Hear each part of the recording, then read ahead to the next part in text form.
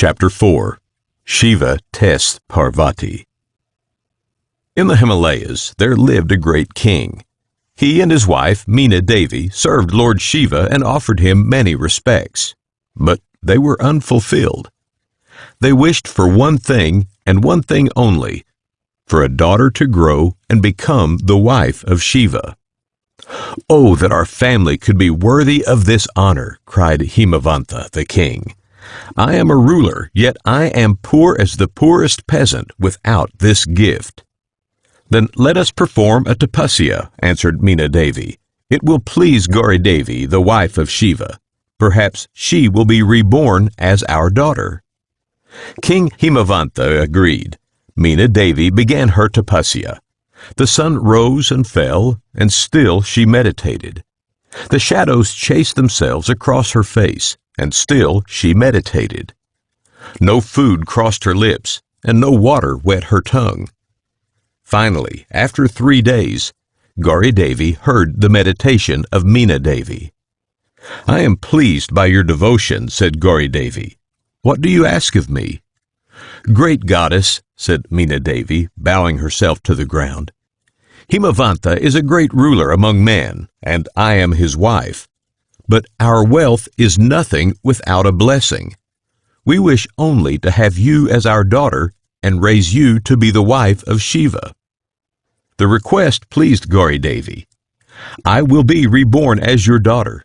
Lord Shiva will grieve, but he will find me again."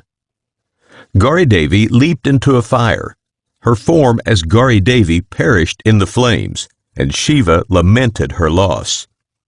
Meanwhile, Meena Devi conceived and bore a daughter, and she named her Parvati. Her first word was Shiva, and by this her parents knew that Gauri Devi had kept her promise. Parvati grew fairer and wiser every day until she was finally of the age to seek Shiva. After Gauri Devi perished in the flames, Lord Shiva meditated for many years to mourn her loss. He meditated so deeply that he neither heard sound nor saw sights without the depth of his mourning.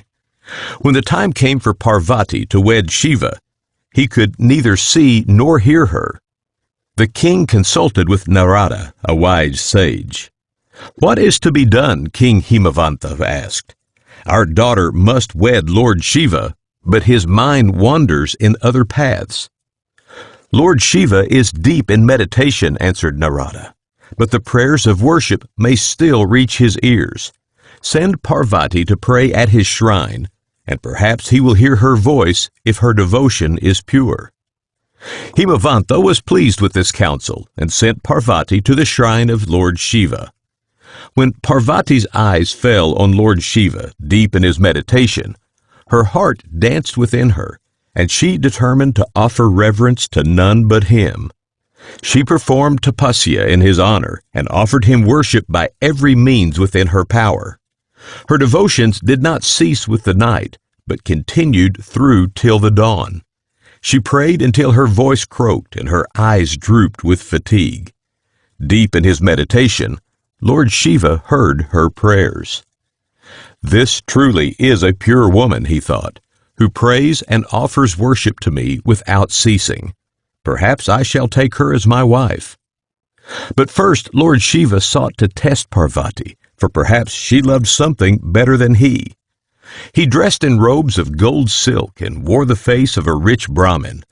Coming to the shrine where Parvati continued to pray, he feigned oblation to Shiva before turning to her. "Would you waste your devotions at a shrine of no consequence?" Parvati's eyes flashed, but she did not stop her worship. Lord Shiva hid his smile and tried again. "Would you wish to live without wealth, with only the ashes as your comfort?" Parvati turned her back to him and continued to pray, but her hands shook with anger. Lord Shiva was pleased, but tested her a 3rd time. "It would be a pity for a beautiful rich girl to marry a poor beggar, though he be a god." Parvati spun around.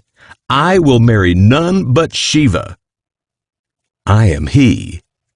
Lord Shiva cast away his disguise, revealing his true nature. Parvati clapped her hands for joy and fell at his feet.